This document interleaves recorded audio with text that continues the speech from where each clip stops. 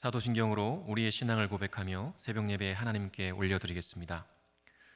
전능하사 천지를 만드신 하나님 아버지를 내가 믿사오며 그 외아들 우리 주 예수 그리스도를 믿사오니 이는 성령으로 잉태하사 동정녀 마리아에게 나시고 본디오 빌라도에게 고난을 받으사 십자가에 못 박혀 죽으시고 장사한 지 사흘 만에 죽은 자 가운데서 다시 살아나시며 하늘에 오르사 전능하신 하나님 우편에 앉아 계시다가 저리로서 산자와 죽은 자를 심판으로 오시리라.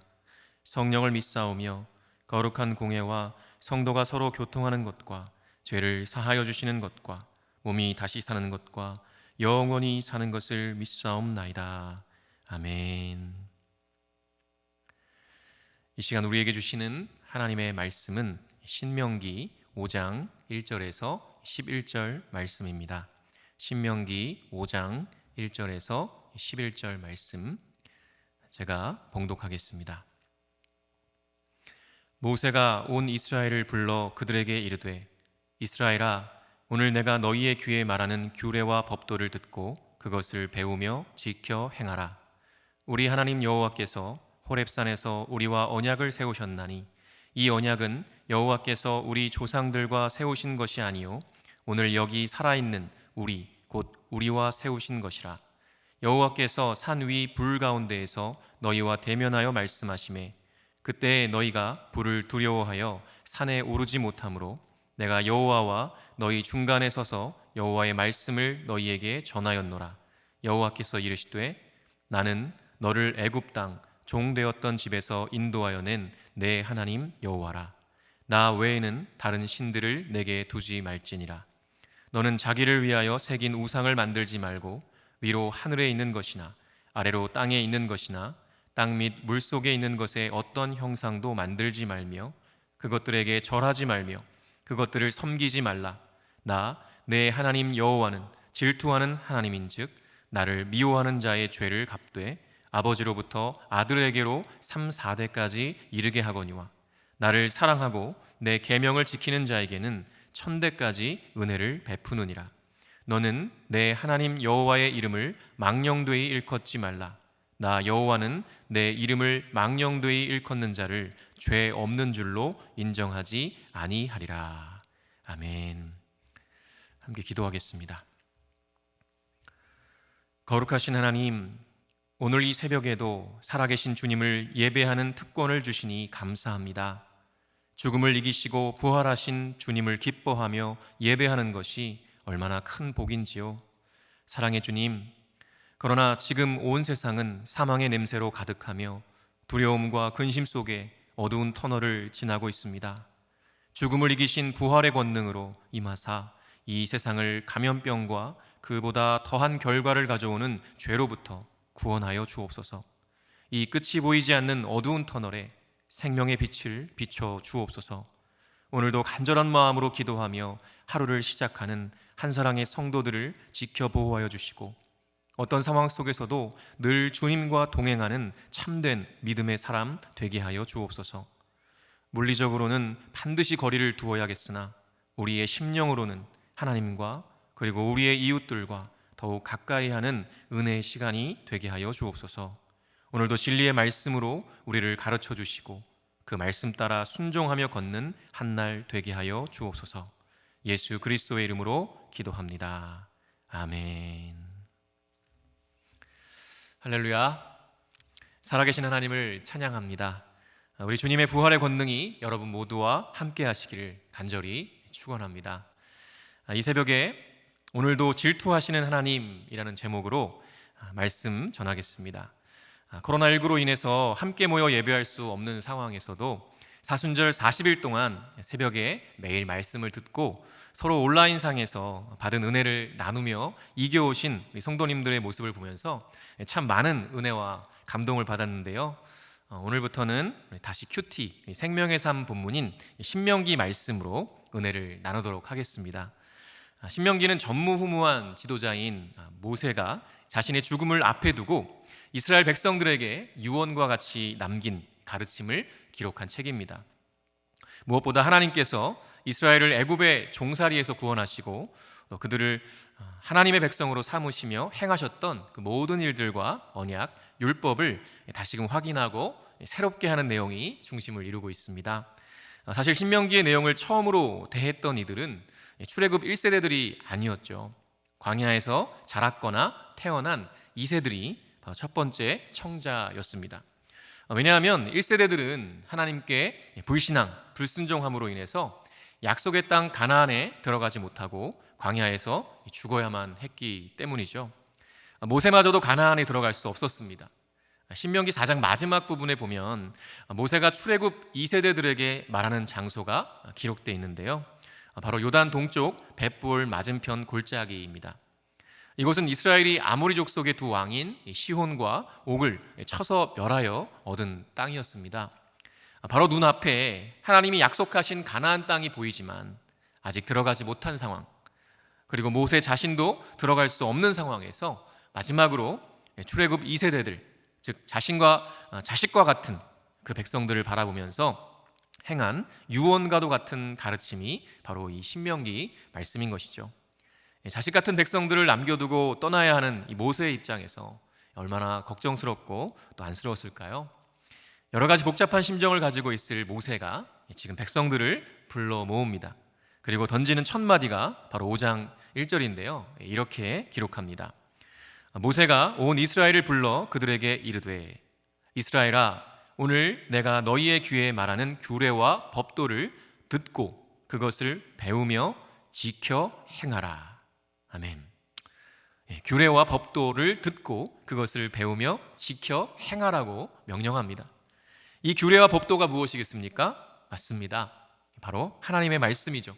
그 중에서도 십계명을 의미합니다. 모세는 아주 강력하게 하나님의 말씀을 듣고 배우며 지켜 행하라고 명령합니다. 왜냐하면 그것이 하나님 나라 백성으로서의 마땅한 사명이요 의무이기 때문이며 또 유일한 살 길이기 때문입니다. 그런데요, 사실 인간의 타락한 본성은 순종하는 것을 싫어합니다.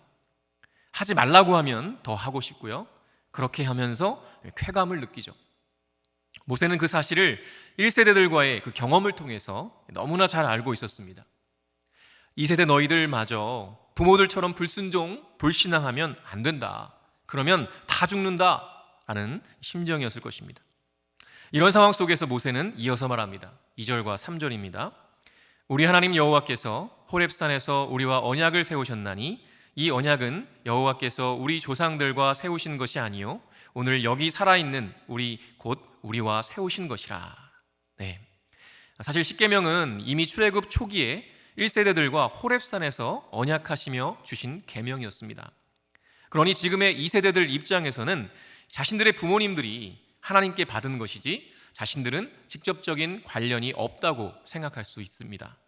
그래서 어쩌면 부모 세대보다 더 불순종하고 불신앙하기 쉬운 조건에 있는 이들이 바로 이 자녀 세대였던 것이죠. 그런데 놀랍게도 모세는 이 언약이 조상들, 즉 부모 세대와 세우신 것이 아니라 오늘 여기 살아있는 우리와 세우신 것이라고 말씀합니다. 다시 말해 이런 의미인 것이죠. 자녀들아, 이 언약은 하나님이 너희 부모님들과 세우신 것이 아니야. 오늘 여기 이렇게 살아있는 우리와 세우신 언약이야. 그러니 착각하지 마. 우리 민족을 애굽에서 건져주시고 홍해를 가르시며 반석에서 물을 내시고 만나와 메추라기를 주신 하나님은 그때에만 살아계신 것이 아니라 오늘 여기 지금 이 순간에도 살아계신 하나님이야. 너희 부모님의 하나님이 아니라 너희의 하나님이야 라고 말하고 있는 것이죠. 그렇습니다. 하나님은 언제나 또 어제나 오늘이나 내일도 살아계시며 우리와 함께 하시는 분이신 줄 믿습니다. 그 하나님께서 수천 년 전 이스라엘 백성들과 세우셨던 언약, 그리고 주셨던 계명들은 오늘도 여전히 현존하시는 하나님과 인격적 관계를 맺고 있는 오늘 여기 살아있는 우리에게 직접 말씀하고 계신 것임을 잊지 마시기 바랍니다. 십계명뿐만 아니라 기록된 모든 성경은 지금 이 순간 우리에게 주시는 살아계신 하나님의 말씀입니다. 그래서 우리는 그 말씀을 듣고 배우며 지켜 행해야 하는 것이죠. 그것이 하나님 백성된 이들의 삶의 방식입니다. 그런데요, 우리 하나님은 막무가내 독재자처럼 무조건 복종하라고 하지 않으십니다. 하나님 나라 백성으로서의 삶의 원리인 이 십계명을 가르치시기 전에 먼저 이렇게 말씀하시죠. 6절입니다. 나는 너를 애굽 땅 종되었던 집에서 인도하여 낸 내 하나님 여호와라. 네, 즉 지키고 순종해야 할 법, 원칙을 말씀하시기 전에 먼저 하나님과 백성들의 관계를 깨닫게 하십니다. 하나님께서 어떻게 우리를 구원하시고 인격적 관계를 맺으시는지 생각하게 하시는 것입니다. 짧은 한 구절이지만 여기에는 지금까지의 이스라엘의 역사가 다 담겨 있습니다. 출애굽 2세대들은 40년의 광야 생활 동안 늘 부모로부터 하나님이 어떤 분이신지, 우리를 어떻게 애굽의 종살이에서 구원하셨는지, 우리를 어떻게 먹이시고 입히셨는지 등등 많은 것들을 들었을 것입니다. 그리고 우리가 그분의 백성이 되었다는 사실을 아주 자랑스럽게 들었을 것입니다. 그뿐이겠습니까? 그들의 조상 아브라함으로 거슬러 올라가서 하나님이 어떻게 자신의 민족을 택하시고 인도에 오셨는지에 관한 많은 이야기들도 들었을 것입니다. 이스라엘 백성들이 잘한 것 하나 없음에도 신실하게 그들을 사랑하시고 보호하시며 인도하시는 인격적인 하나님의 이야기를 들었을 것입니다. 바로 그 모든 은혜의 역사가 6절 한 절에 녹아 있는 것이죠. 이처럼 하나님은 당신께서 백성들을 얼마나 사랑하시는지, 어떻게 구원하셨는지를 생각하게 하십니다. 그리고 우리는 그렇게 받은 바 은혜에 감격하여 감사함으로, 사랑함으로 자연스레 순종하는 것이죠. 하나님이 주신 계명, 율법, 십계명은 바로 그러한 맥락에서 이해되어야 하고 지켜져야 하는 것입니다. 만약에 그러한 하나님과의 그 인격적인 관계, 구원과 은혜에 대한 감격과 감사에서 비롯되는 순종이 아니라면 하나님의 말씀을 지키는 것은 또 다른 구속에 불과할 것입니다. 하나님은 참으로 인격적인 분이시죠. 우리를 프로그램된 로봇처럼 만들지 않으셨습니다. 우리가 인격적이신 하나님께 인격적으로 또 자발적으로 반응하기를 원하십니다. 그렇게 하나님의 사랑과 은혜를 깨달으면 하지 말라고 해도 주님의 말씀에 순종하는 것이 옳은 것이며 복임을 알게 되는 것이죠. 우리 하나님은 이처럼 순종보다 앞서서 은혜와 사랑을 우리에게 부어주십니다. 여러분은 하나님을 사랑하십니까? 정말 인격적이신 그분을 사랑하시기에 주님의 말씀을 따르고 계십니까?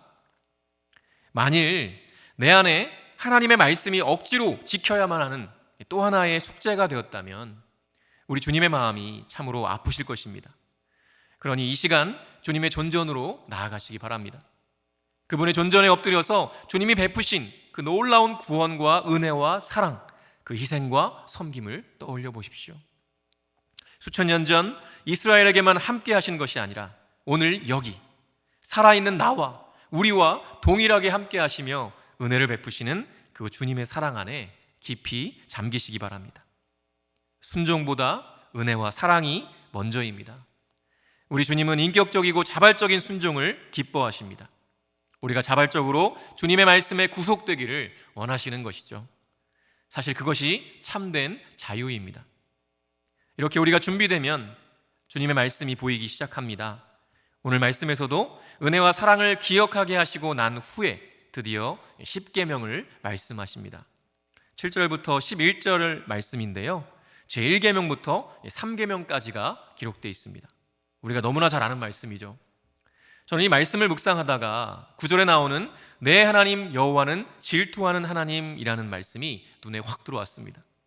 어떻게 보면 질투라는 말은 하나님께 어울리지 않는 단어 같죠.